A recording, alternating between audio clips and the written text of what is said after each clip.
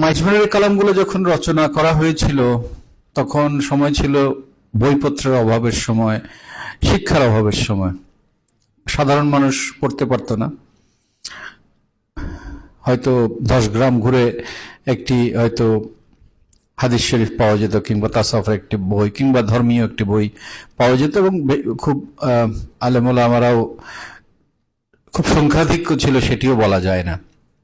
সেই সময়কে যাতে মানুষ তার ঈমান আকীদা নিয়ে এবং তার নৈতিক আধ্যাত্মিক অবস্থান নিয়ে যাতে তার জীবন চলমান থাকে, অগ্রসরমান থাকে, স্থবির হয়ে না যায়, ক্ষতিগ্রস্ত হয়ে না যায়, সেজন্য সুফিয়ে কেরাম, গৌসুল আজম মাইজভান্ডারের খোলাফায়ে কেরাম, বাবানরে কিবলা খোলাফায়ে কেরাম, তারা অসংখ্য গান রচনা করেছেন। এগুলো আসলে গান নয়, এগুলো হচ্ছে আসলে ইসলাম ধর্মের ধর্ম শিক্ষার কিছু সুযোগ।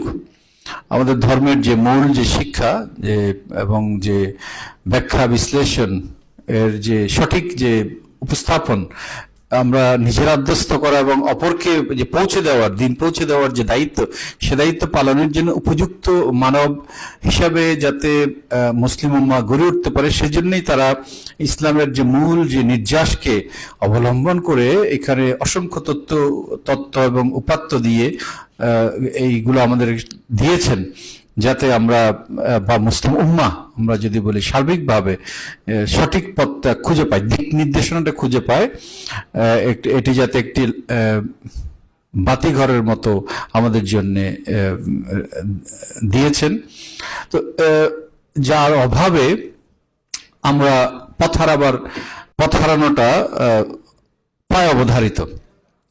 তো সেই জন্যই এগুলোর আলোচনা প্রয়োজন। এখন আলোচনার দিকটা যদি আমি বলি, যে আসলে আমরা দীর্ঘ সময় ধরে দেখেছি যে একটা সময় প্রচুর একাডেমিক আলোচনা হতো মাইজভান্ডার দরবার শরীফের আঙিনে খোলাফায়ে কেরামগণ যখন ছিলেন, তার পরবর্তী সময়। কিন্তু তার পরবর্তী সময় আমার কাছে মনে হয়, যেটা হয়তো ভুলে হতে পারে, যে তাত্ত্বিক আলোচনার জায়গাটা স্থবির হয়ে গেছে, আলোচনাটা হয়নি।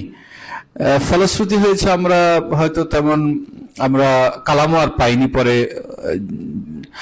আর